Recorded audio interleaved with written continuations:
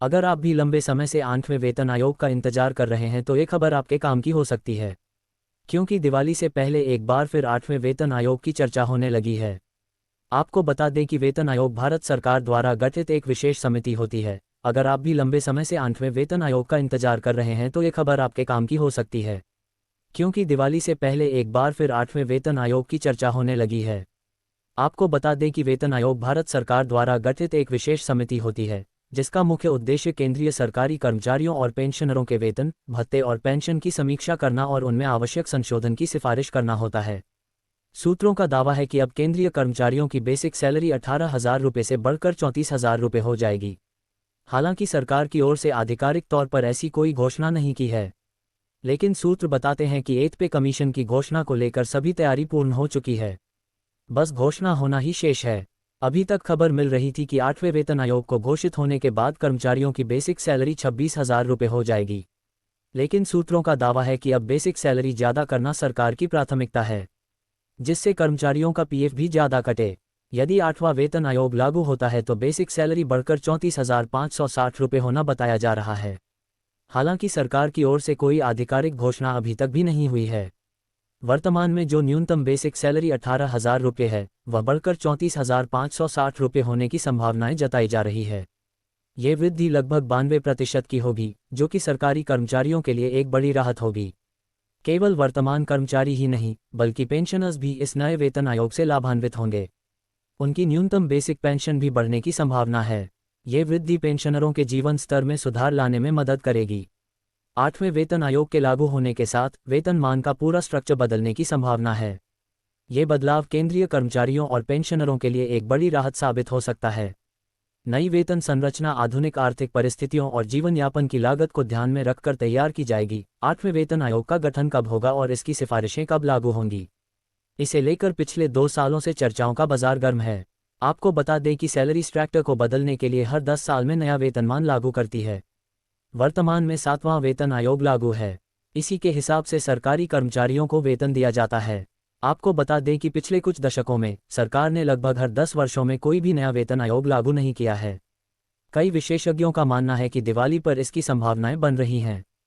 कर्मचारी यूनियन की डिमांड पर अगर 8वें वेतन आयोग लागू किया जाता है तो फिटमेंट फैक्टर को भी बढ़ाया जा सकता है। इससे कर्मचारियों की न्यूनतम वेतन 18,000 रुपये से बढ़कर 34,560 रुपये और मिनिमम पेंशन 17,280 रुपये तक पहुंच सकती है।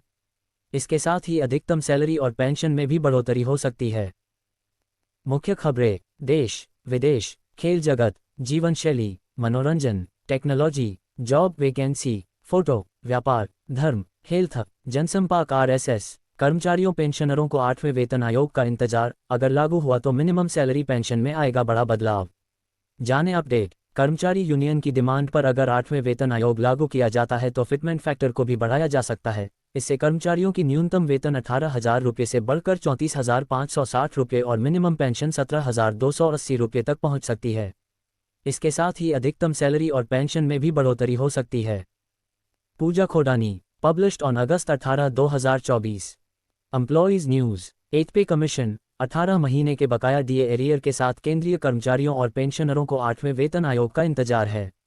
चूंकि अब तक हर 10 साल में नए वेतन आयोग का गठन होता हुआ आया है, 2014 में 7वें वेतन आयोग का गठन हुआ था, लेकिन इसकी सिफारिशें 1 जनवरी 2016 से लागू की गई। ऐसे में उम्मीद जताई जा रही है कि केंद्र की मोदी सरकार 2026 से पहले 8वां वेतन आयोग को लेकर कोई बड़ा फैसला ले सकती है। 2025-26 से पहले 8वें वेतन आयोग पर चर्चा क्यों? दरअसल आमतौर पर सरकारी कर्मचारियों के वेतन में संशोधन करने के लिए केंद्र सरकार हर 10 साल में वेतन आयोग का गठन करती है। 7वें वेतन आयोग का गठन फरवरी 2014 में किया गया था, हालांकि इसकी सिफारिशें 1 जनवरी 2016 से लागू की गईं। इसका समय 31 दिसंबर 2025 को खत्म होने वाला है। इस हिसाब से 8वें वेतन आयोग को 1 जनवरी 2026 को लागू किया जाना है, जिससे को लेकर अभी से हलचल तेज हो गई है। अगर 10 साल के पैटर्न के हिसाब से 2025-26 में मोदी सरकार 8वां वेतन आयोग लागू करती है तो इससे वेतन में 44.44% की वृद्धि देखने को मिल सकती है। खास बात यह है कि 8वां वेतन आयोग लागू होते ही फिटमेंट फैक्टर भी 2.57 से बढ़कर 3.68 हो जाएगा। इससे कर्मचारियों के वेतन में संभावित वृद्धि 20,000 रुपये से 25,000 रुपये तक हो सकती है। वर्तमान में फिटमेंट फैक्टर 2.57 गुना है और बेसिक सैलरी 18,000 रुपये है।